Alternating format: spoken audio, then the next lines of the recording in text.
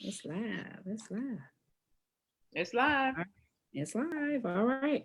All right. So I give you guys a moment to share. Champion parents, come on in. Good evening. Good evening. Good evening. Come on in. Come talk to us. We haven't said that in a while. Come talk to us. Come All talk right. to us. Yes. So good evening, champion parents, and welcome back to Parenting and Rhythm, formerly known as Mommy Talk. Again, happy Black History Month. Parenting and Rhythm is a community-based movement built around conversations, shared resources, and empowerment. Based on our research and experience, it is evident that the knowledge, support, and parenting skills increases empowerment and decreases and or eliminates feelings of despair and even alienation.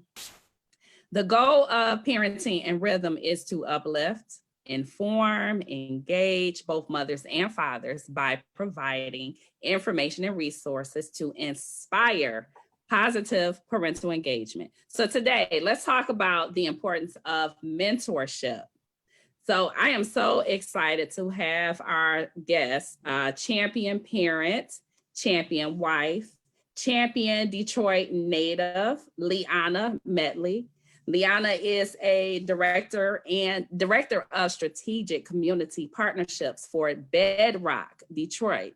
Bedrock is such a name that we've been hearing about lately. But anyway, I'm going to go ahead and move on because I'm sure we'll get to that. But of Bedrock Detroit, where she focuses on community advocacy and partnerships, as well as economic and equity for the residents of Detroit and surrounding areas. It is in this role, she was able to leverage her leadership skills and strategic thinking to operationalize, ooh, that's a new word for me, I'm sorry, to operationalize process and procedures.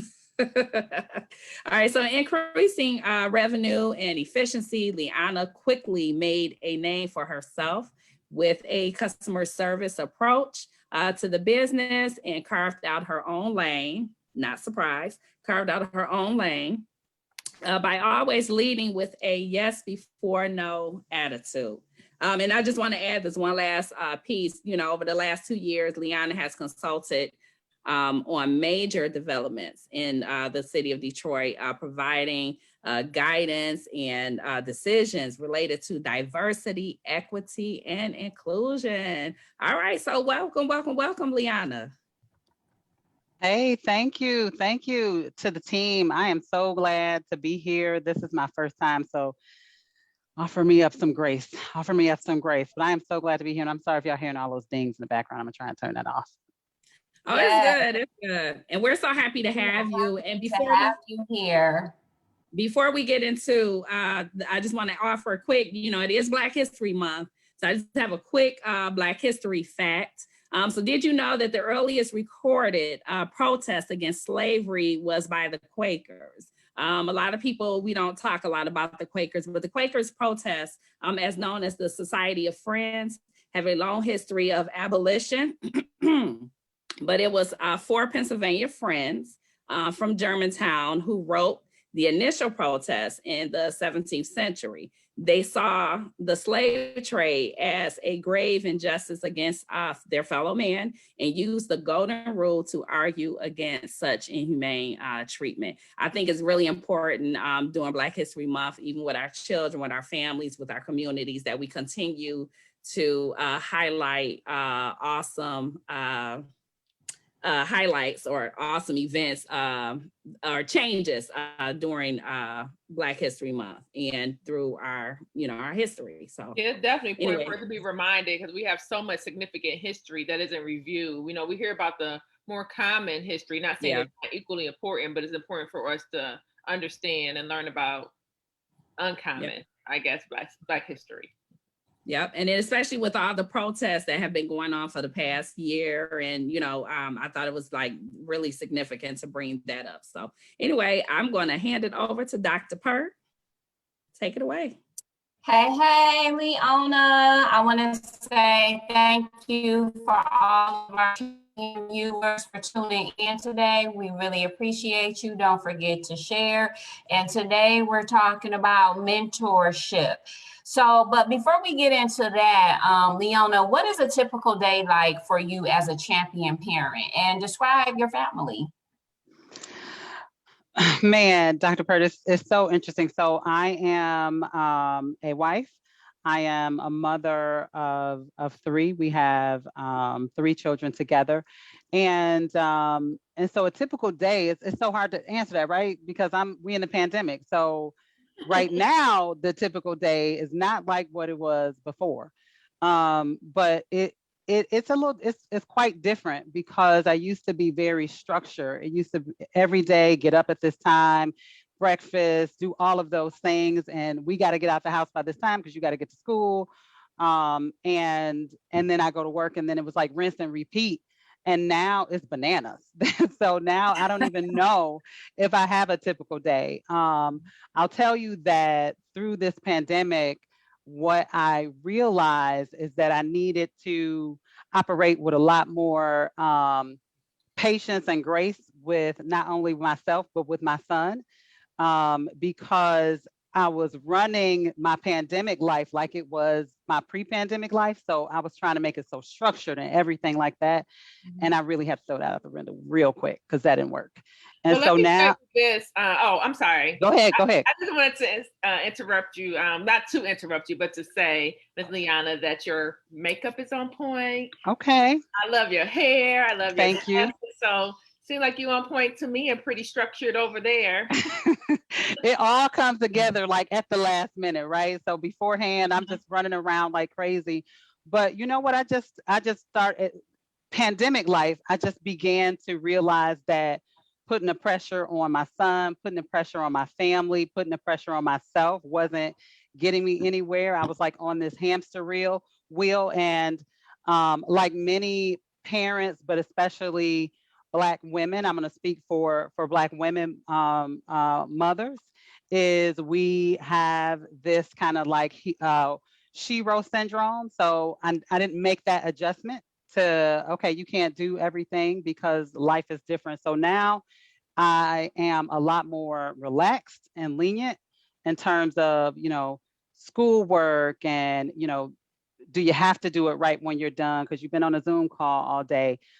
Because I'm working from home, it consists of my son talking to me 14,000 times a day. So he comes in all day long. I know about everything, every thought, every TikTok, and that's just part of my day now. And then I stopped hiding it. So for all these work calls, I used to hide that part of my day. Like he's coming in and oh my God, be quiet. And now I was like, listen, work is in my house, so you just got to deal with what you see here. I like that. And I think it gives your child, and for all those parents who are working at home, I think it gives them to see how you're handling the pandemic and also how you're able to work. Yeah. And it serves as motivation for the children out there. So we're talking about mentoring. And so what does it mean to provide mentorship? And are you a mentor? So I mean, I can answer that question in so many ways. So to me, mentorship is guidance, is support. It's opening up your network.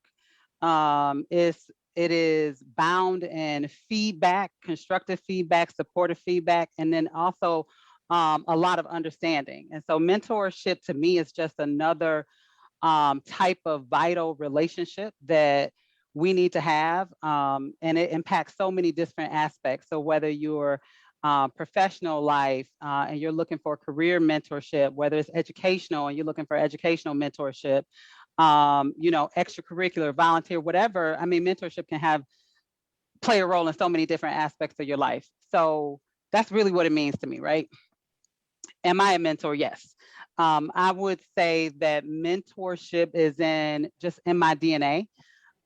Even before I start formally like considering myself a mentor, I was always in my previous career, I worked in retail for 18 years. And in my previous career, I was always the leader that made time, the leader that had, that real conversation and feedback with my team members.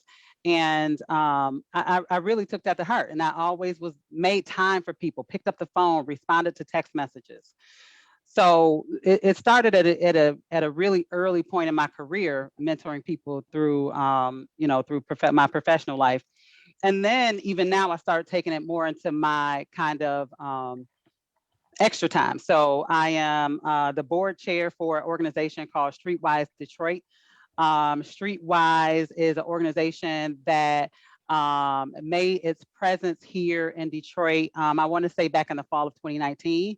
And we focus on mentorship, career development, career advancement, and really trying to help people gain economic mobility through work, right? So if you're underemployed, unemployed, you could have a bachelor's degree, but you're kind of like in a place where your career is stalled. So we provide a lot of mentorship. So I chair the board locally for Streetwise in partnership with our amazing executive director, Alfonso Amos, as well as Women of Tomorrow. So I started Women of Tomorrow mentoring young girls through that organization. I got linked up with Miss Carr at Osborne and fell in love with her and her connection to the young women at that school and how they just gravitate towards her. Every time we walked somewhere, it was a crowd of kids following her. And let me think. I think I know I got something else that I mentored through. I'm losing it right now, but like it's just a part of every day. And then even through work. So I spend a lot of time encouraging. I have a lot of one-on-ones with team members who just want to ask me like, what can I do? Or how can I have this conversation with my leader? Or, I want to talk about my professional development or my career advancement. So it's really just something I do all day long. It's really a part of who I am. Mm-hmm. It sounds like it. And I like that picture that I saw of you providing mentorship. It looks like you were speaking to a group. She doesn't know what picture, because I just went on her page and took it from her page. She doesn't know. I'll show you, but it's the picture. You were on the stage, you had the microphone, and it's on your page. Oh, okay. Yeah, we were doing, actually, as a matter of fact, that was Black History Month, 2020. That is Lauren Hood. She is a local community development strategist, and she works in that field. And we were actually talking about equity in development in Detroit. So we were having a really, really raw conversation in front of our company that was really talking about diversity, equity, and inclusion in community development. So yeah, that was another great conversation, because even in that space, talking about that subject matter provide an opportunity to have some courageous conversations with people about that subject matter and about that topic. Mm-hmm. So who can be a mentor? So sometimes I think mentorship has some, personality characteristics that you need to have, right? So you need to, if you want to be a mentor, you need to be someone that can provide feedback, constructive feedback, but there's also, yielding in that feedback. One of the things I think about Streetwise, which that program is so great, because as mentors, we talk about communicating with your mentee about how they like to receive feedback, right? And so, if your mentee likes direct feedback, you have to be a mentor that can adjust your method to delivering feedback in that way, right? So I'm a person who I like it direct, right? Don't like sandwich my feedback between two compliments, just because as soon as you talk to me, I'm like, what do you want? Say it, get it out. But if you like someone who likes more indirect feedback, as a mentor, you have to adjust your style to that, right? So you might have to kind of sugarcoat things and start with a compliment and then give the feedback a little softly. I think that mentors are, and sometimes I used to think that mentor was about being accomplished in your career and things like that. And one of the things I recognize through Streetwise is that mentors have a servant leadership type of personality, meaning when they engage with someone, it's not about what level you are, if you're a VP or director or CEO. It's about, do you have something to, a way or something to support people, and can you convey that, and can you get the best out of people? And so, I think it's really about your personality and how you engage. And what we like to do is how we pair mentors and mentees up, right? So just because you want to mentor and there is a person who needs mentorship does not also mean that you're going to fit, right? Your style might not fit that person's style. So that fit is important, because if you can adjust to, because mentorship is not necessarily friendship, and sometimes we get those things conflated or confused. It doesn't mean that you don't develop friendship, but that's not necessarily the goal of mentorship. And sometimes we get that lost in trying to force friendship in mentorship, and because you don't have that component, the mentorship relationship doesn't work out. But I think many people can be a mentor, but I also think it's something you have to work at. In my time of being a mentor, I've had to learn that the way I like feedback is not the way they like it. So I got to adjust. And I have to be willing to take constructive feedback as well, right? I have to be open. If my mentee says, like, yo, you a little harsh there, or you are also not giving me what I need. And so as a mentor, you got to be open to that same feedback. It's not just like one way. I like it. I like it. And I also like how you said it has to be constructive feedback, because anybody can be a critic, right? And I think that's very important when you do have a mentorship relationship, that the feedback should be constructive. And I like how you said it should be in the form of a way to where the mentee can receive it. Because you notice you can tell somebody something and they don't receive the message, but somebody else can tell them the same message and they receive it. So I think that's important as well, too, as you say, finding a good fit too, two people that pair off together, that gel together. That's very important. Miss Lisa, you had something? Yeah, I just wanted to add another good quality of being a good mentor is being when people complain about problems, like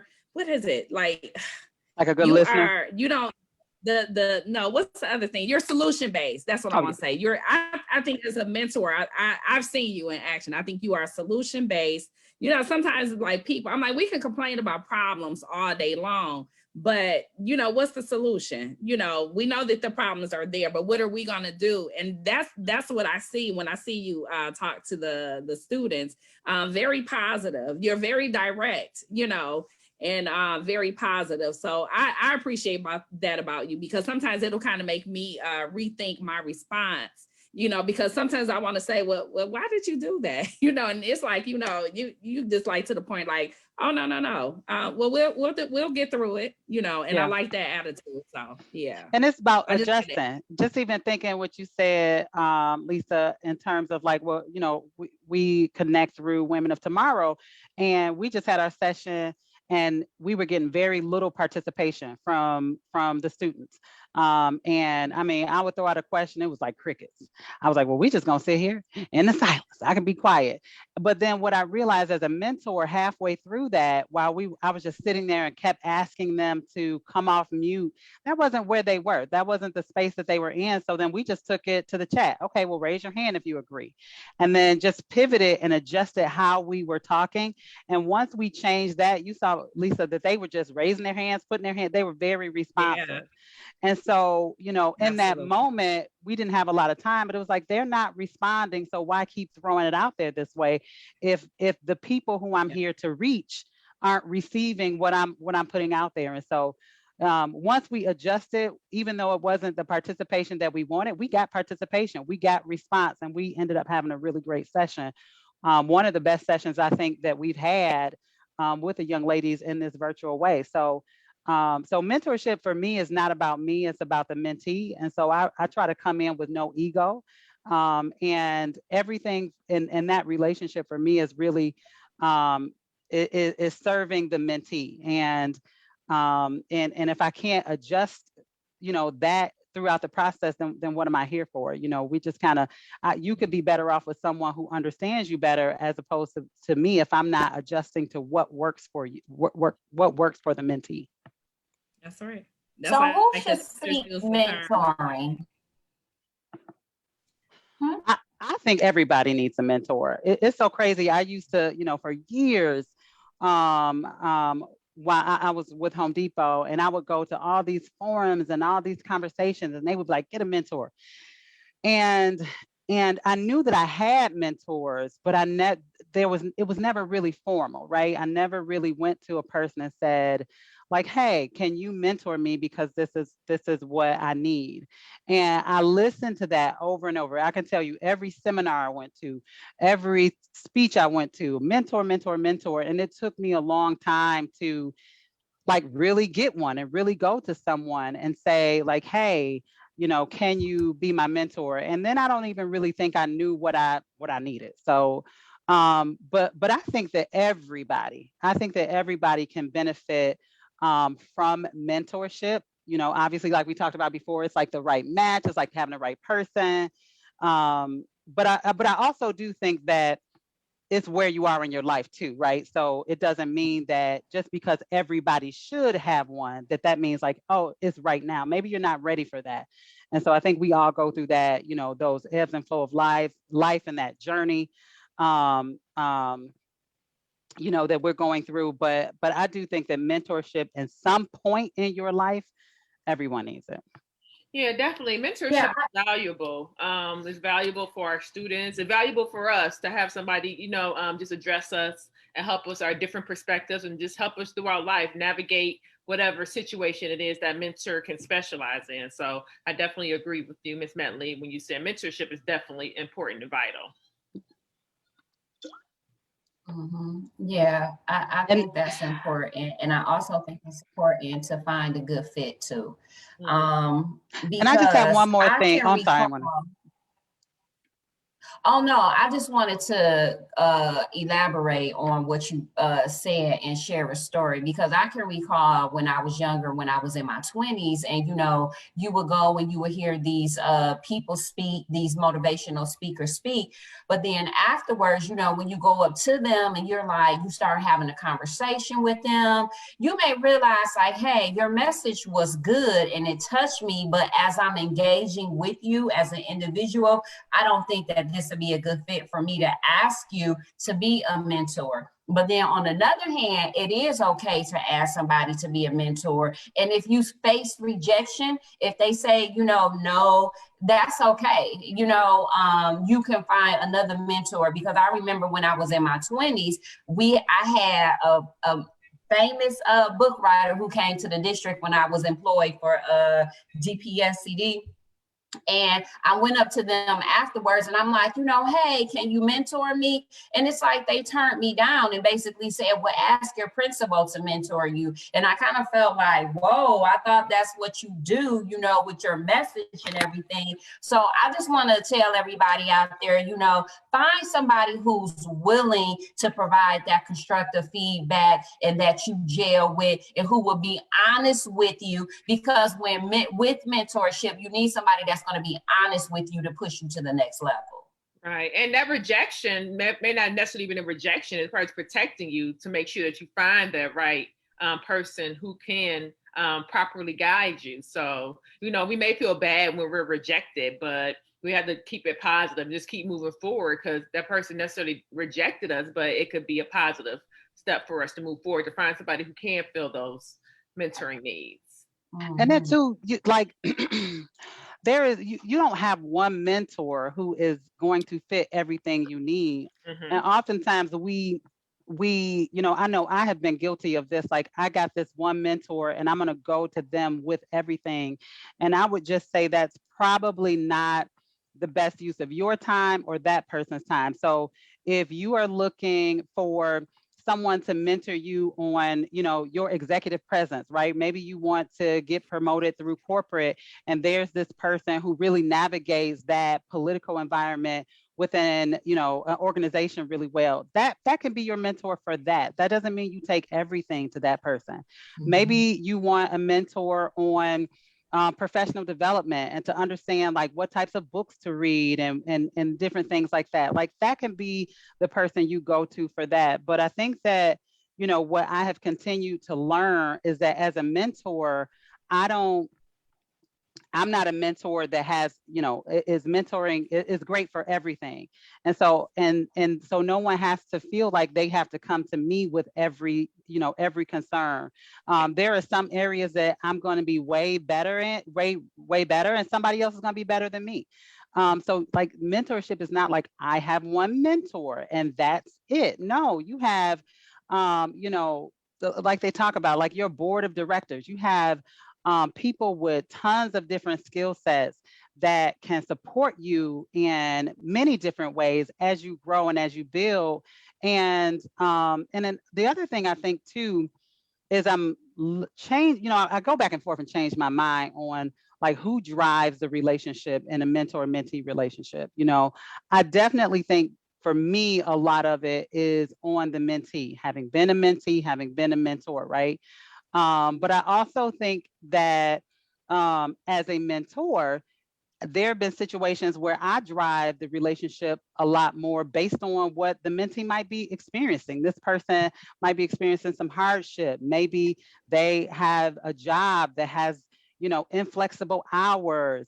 You know, maybe they just haven't warmed up and haven't had a mentor-mentee relationship before. So expecting them to come in and like, oh, I got everything written out and I'm prepared, that may not happen. So as I mentor more and especially sit on the board of an organization, I'm learning about how many different components and how you just have to be very flexible to be an effective, good mentor that really displays those characteristics that help people achieve their goals.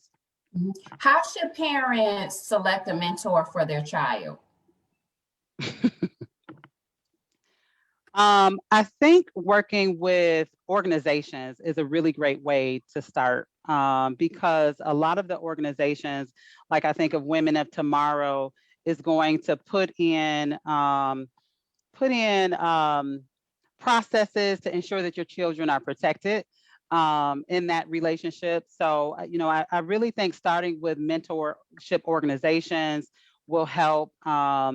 You know, whether it be, you know, Junior Achievement, PAL, Boys and Girls Club. I think there are tons of youth organizations around that if you can begin to have your children engage in them, will get them used to, you know, being around other children, being around children of youth of different ages. So for me, that's been more helpful is, you know, my son's in Boys and Girls Club. My son is, you know, he's played sports. And so, you know, that's really helped me over the years.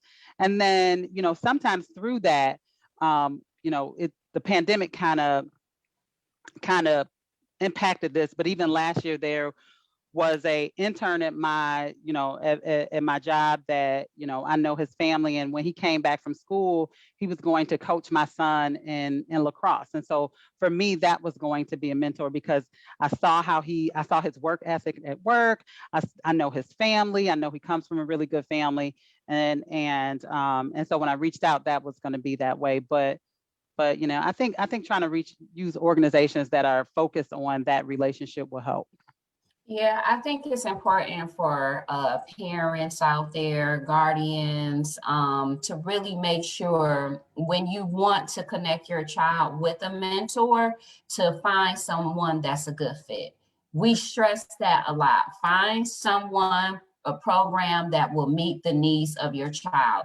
Just because the program may be meeting the needs of another child, your child may not do well with that program. Does it necessarily mean that it's your child's fault? No, it does not. It just means that you need to find a different program that's a good fit that will benefit your child. I think a lot of times out there, you know, parents or guardians, you know, they put their children in certain programs, and when their child doesn't have success, they start looking at their child thinking there's something wrong with their child, when necessarily it may not be anything wrong with your child. It's just that that program is not a good fit for your child. That's how I always look at things. I don't look at things like, oh, I didn't fit in there. No, that didn't fit in with me. That ain't fit in with my child. So, I mean, I think that's really important for parents to look at it that way and not to make their child feel a certain type of way. And then also, you know, I do want to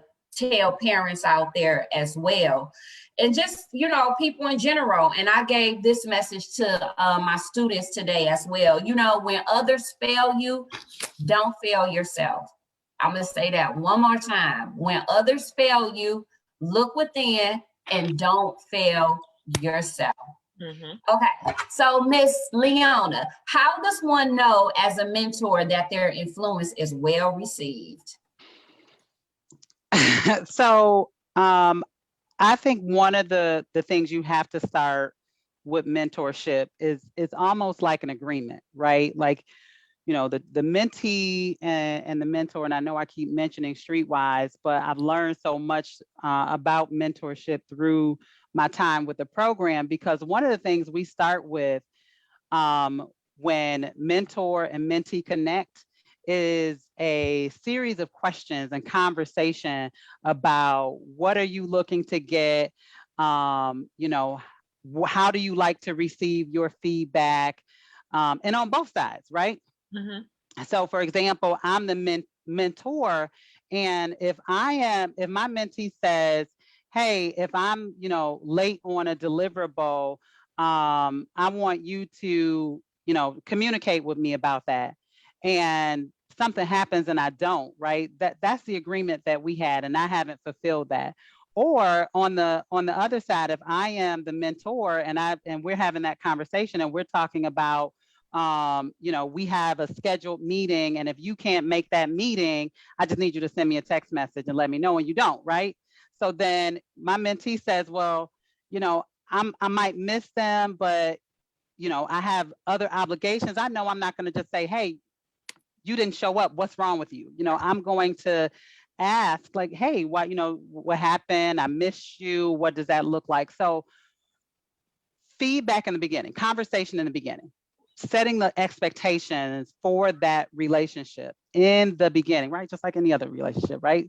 You know, you want to understand, you know, what you're getting into, and you want to understand what success looks like, right? So for me, I think that for, you know, like my last mentee, when she started the Streetwise program, you know, she was like, listen, I'm in this program and I don't know if it's for me, because I'm getting ready to graduate from Wayne State and I'm trying to apply for law school. And I got a lot of deliverables. So I'm not going to be able to make these sessions. And I said, well, you know what? Well, how about this? Why don't you come to the session and we will work on your law school packet. And while we were supposed to be going over this curriculum of information that I knew would be great for her, that's not what she needed at that time. So we just made the adjustment. She would come, everybody else was working on this other stuff, and we were in our virtual room working on her essay. And so for me, like, I knew success was, I was adjusting and making sure that I delivered what she needed at that time and not being really rigid. And we were meeting those expectations. And so, you know, it depends on what they need, right? Success is, are they looking for a resume, a better resume? So then we're going to help you work on your resume skills. Are they looking to have more polish and work on their elevator pitch? So we're going to work on their elevator pitch. Are they looking to, you know, be able to, you know, take a certain class or, you know, work on their professional development? Like, success depends on what we lay out in the beginning and how I know I'm doing well. And so are we working towards that? And then how does my mentee feel about their own progress? So I do measure on, you know, how they measure their progress, if they feel like they're moving forward as well. Yeah, that's good. That's really good. And I think another way to measure if the influence is well received if the message is being received. How about that? If the message is being received, and you notice a difference. So you heard it from Miss Leona. She discussed the importance of mentorship. Mentorship is about making that connection, building relationships, being non-judgmental, offering that constructive feedback, providing guidance and help. And it's not necessarily friendship. It's basically helping your mentee move to the next level. I really enjoy the information that you provided for everyone. And then also I want to say thank you to our listeners out there. And also Hawa, hey, how are you? She was actually a guest on our show, actually commenting on my experience that I shared. She said that she shared a similar situation where I realized it sounds good at the time of their message, and they were not authentic and used their opportunity to sell their book or get more followers. And yeah, you hear all of these people that have great messages, but when it actually comes to mentoring, it doesn't necessarily mean that they can be a mentor. That's true. So, it's Leona, what's next? What's next? Man, I think just continuing to try to make an impact. So whether it's through mentorship, which will always be an important part of that, and just extending myself, but not overextending myself, I guess I'm gonna say that. And one final thing I think that's really important about mentorship is, if this is where you want to be, if you are willing to open up your network to your mentee. And I think that goes to what you talked about, that authenticity. And so, for me, it's just always making an impact, whether it's through my day job, my work, whether it's through volunteering and my nonprofit efforts and support, or just in my community. And then, making sure that I have enough time for myself and for my family. So there are a lot of balls in the air that I'm juggling, but I just hope that I'm leaving a legacy for my family, for my children to be proud of. Mm-hmm. Share your followings. Man, so followings. I am like the least active person anywhere, but but I am on LinkedIn.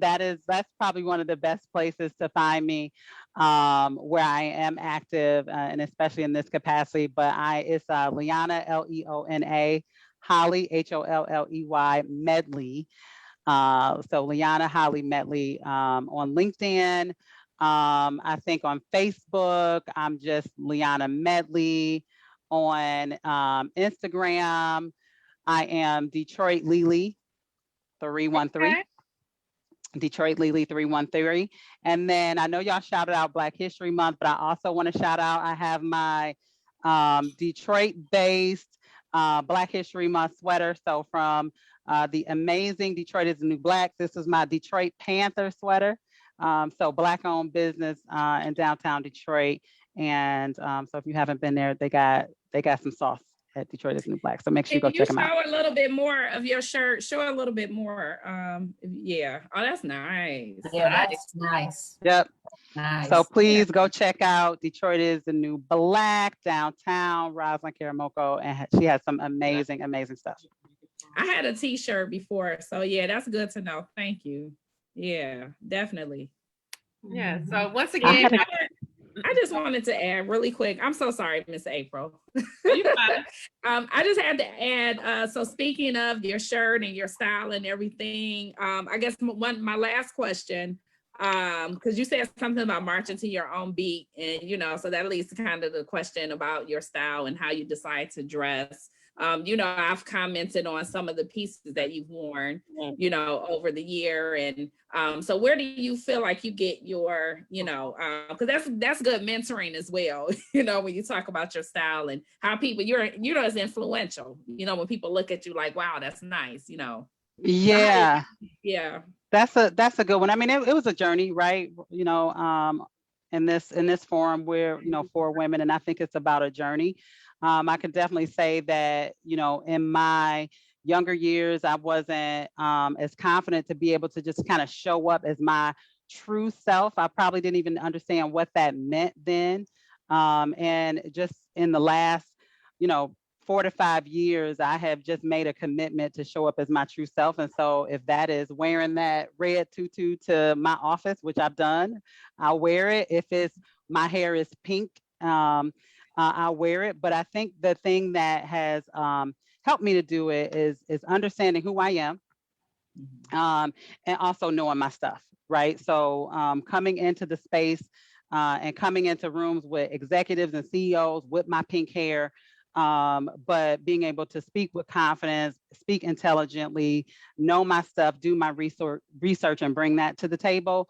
I got everywhere where I am right now in the last couple of years has happened with pink hair, red hair, any color hair.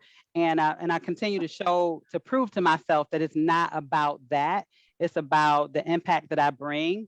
And so I definitely am proud to be an African-American woman from Detroit, DPS, graduated from Finney, and that I can show up to a place and a space with shaved white hair, pink lips, all pink hair, pink coat, and still, make a big impact. So I'm definitely proud to be a Black woman that is able to show up to the table like that. Awesome. And Ms. Howard said, we need more people like you, Mrs. Medley. You're awesome. Thanks, Howard. Thank you. Listen, that was all Detroit raised. So just know that amazing things come out of Detroit, and Detroit Public Schools. And so I am so proud to represent that and do the work that I do here in Detroit. Mm-hmm. Definitely. So once again, and someone else said, I'm sorry, someone else said, what kind of sauce go immediately? Huh? Say that one more time. I missed that one. What kind of sauce goes with Medley? What kind of sauce? Are you bringing the sauce? Remember you said the sauce with 313? Yes. Yes. It's just fly attire. There you go. There you go. All right, there you go. All right, Miss April. Y'all ready? Look. Once again, happy Black History Month, and thank you, Miss Leona Medley, for sharing some awesome information regarding mentorship. You're definitely phenomenal. Good people know what to do, but often allow their instincts to be suppressed by overthinking. A good mentor helps a mentee to make decisions that help them reach their goals. A great mentor builds a mentee's confidence in a way that less instruction or assurance is needed from others. And Miss Leona, you have provided us some information on how to be a great mentor. Thank you. Remember, champion parents, if you are interested in chatting with us, feel free to share your works with us and that you're successfully raising your children. You can visit our website at www.parentinginrhythm.com. Also, happy birthday, well, belated birthday to our dear Miss Lisa, celebrating life, love, and support. Happy birthday, Lisa. Thank you. You're welcome. We are in this together as champions parents. Thank you. Look. We are all in this together as champion parents. We'd like to take this time to thank all of our viewers today for tuning in. Be safe, wear your mask, use your hand sanitizer, and remember to practice effective social distancing. Until next time, see you later. Hey.